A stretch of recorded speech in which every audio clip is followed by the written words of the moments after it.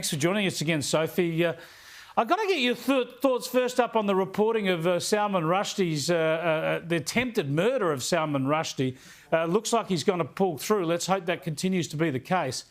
But this is the attack of an Islamist extremist, most likely, because we've known that there's been a call for 30 years for an Islamist extremist to take him out any way they can, whenever they can. Why did so much of the media try to suggest that they didn't know what was going on here? Well, I think overall there's been a lot of concern that there's, that this actually took place, Chris. And then we saw also the fallout from J.K. Rowling. She came out in support of him and said this is an attack on free speech as well.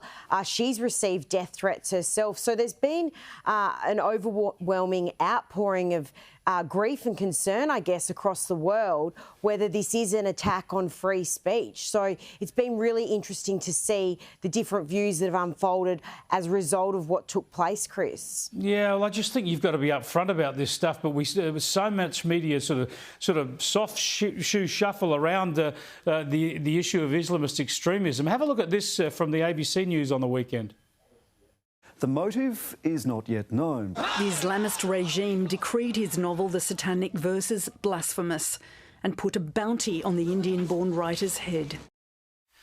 Yeah, the motive is not known. Now, look, technically speaking, you're waiting for the police to come out with everything, but it's pretty obvious. The motive is not known, but this man has been under the threat. He's had a target put on his back that any Islamist extremist who could get him would win the support and money and praise and God knows what else from in this case, the Shia Muslim community in Iran. And people are going to call that out because we'll continue to deal with these issues into the future for a long while.